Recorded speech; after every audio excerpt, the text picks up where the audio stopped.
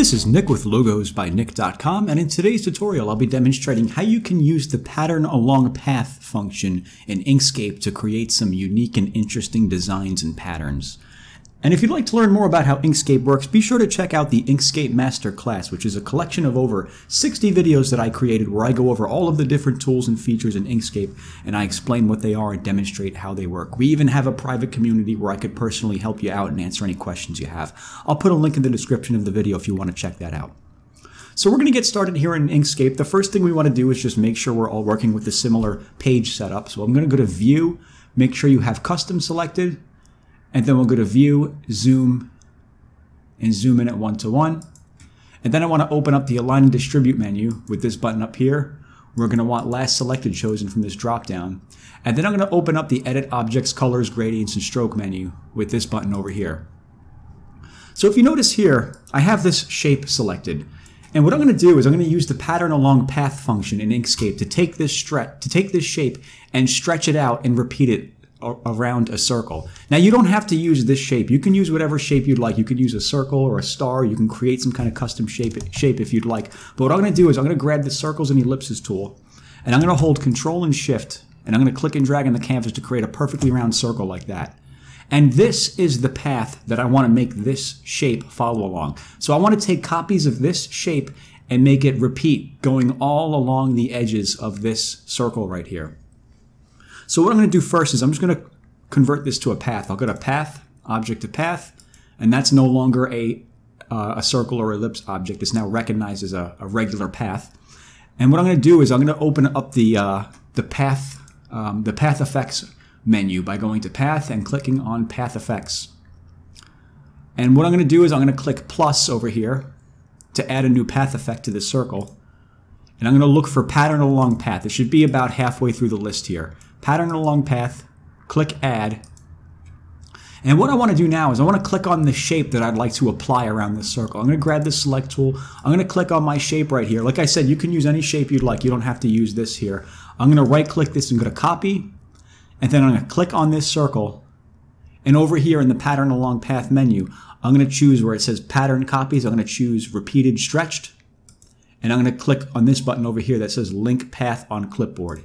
And if you notice, it took this object and repeated it around the edge of that circle right here. And now this circle here is linked to this original shape. So as I edit this shape, this will edit along with it. Now let me zoom in. Let me scale this down a little bit. Let me make that back to black again. I'm going to scale this down. And you're going to notice it scales down the size of the pattern here as well. You'll notice if I make this smaller, there's now more of these shapes in here because the smaller size means more of these shapes can fit within this circle. Now it works the other way as well. If I make that larger, now less of those shapes can fit within that circle. And if you notice here, you're starting to get a little bit of distortion in there. So I'm going to make that a little smaller. And that's how the repeated stretch. Let me click on that again. Repeated stretch, that's how that works. Now, what you want to do is if you want, you can add some spacing between these where it says spacing. I'm going to click on 5, and it adds 5 units of spacing between each object right there, if you notice there. And that works on the negative as well. If I add -3, you'll notice they start to overlap with each other, each of those objects. Now, let me put that back to 0. Another thing you can do is, there we go. Another thing you could do is you can use Single Stretched. And if you choose Single Stretch, what it's going to do is it's going to take this object and it's going to stretch it out all the way around the perimeter of this path here. Now, if you know, it's probably hard to tell what that is, but you can, if you really look closely, you can see it took this object and stretched it out like that. So let me undo that. Let me put this back at Repeated Stretched. And once you're done, once you're happy with how this looks, what you want to do is you want to finalize it. Before you finalize it, if you want, you can remove the path and it'll put it back to a circle. Let me undo that. Or you can finalize it by going to Path, Object to Path. And now that's no longer a Pattern Along Path object. Now this doesn't just work with circles. You can do this with virtually any shape. And I'll show you what I mean. Let me scale that down, put that out of the way. I'm going to grab the Bezier pen over here. And I'm going to click to create a point. I'm going to hold Control, bring the line across the screen like this. And then click to create another point, and then press Enter on the keyboard, And I'm going to grab the Edit Paths by Nodes tool, and I'm just going to edit this line a little bit, give it a little bit of a curve. That right there is what I'm looking for, something like that. And now I'm going to, once again, I'm going to copy this, right-click, copy. I'm going to click on this path, and I'm going to come back up here to the Path Effects menu, click the plus to add a path effect, pattern along path. We want to use repeated stretched, and I'm going to go ahead and click link. And if you notice here, it took the object and it stretched it along, and it repeated that along that path. But it took on the properties of the line that we drew, where it had a 1-point stroke and no fill color. So I'm going to give that a fill color, and I'm going to get rid of the outline, otherwise known as the stroke, by holding Shift and clicking on the X right there. And that right there, it took this pattern and it applied it along this path here. Now another thing you can do with this is you can use this to create kind of like a wreath. Let me show you what I mean here. I'm going to grab the Circles and Ellipses tool. I'm going to hold Control and Shift to create a circle like that. Let me bring the opacity down a little bit. Grab the Select tool, duplicate that by hitting Control D. Then hold Control, move this over to the right. Click and drag over both of those and go to Path, Intersection. And this shape right here is what we're looking for. I'm going to right-click that and go to Copy. And now I'm going to create another circle. I'm going to hold Control and Shift, click and drag to create a circle, convert that to a path by going to Path, Object to Path. And now I will add a path effect to this. Again, once again, pattern along path. I'm going to choose repeated stretched, and I'm going to go ahead and link it. And if you notice here, it's taking this object and linking it. It's repeating it around the outside of that circle. So let me grab the Select tool. I want to click on this object, click on it again to get the rotation handles. And I'm just going to hold Control and rotate this to the right a couple of times like that.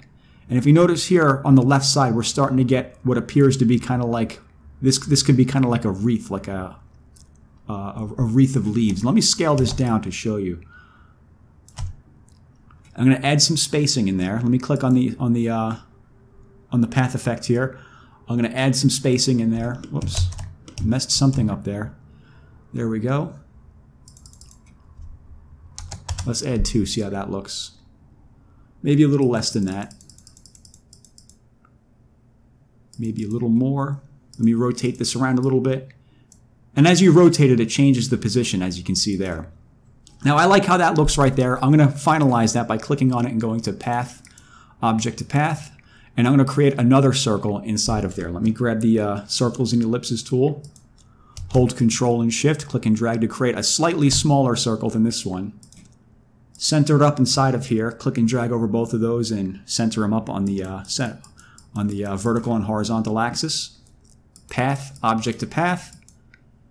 And now I'll click on this. I want these leaves to go the opposite way, the opposite direction of these. So I'm just going to flip this one horizontally. I'll click on this button up here that says Flip Selected Objects Horizontally. Right click that, go to Copy. Click on this path. I'm going to make that a little bit bigger. And once again, I will add a path effect, same way as I did with the other objects. Repeated stretched. Link it.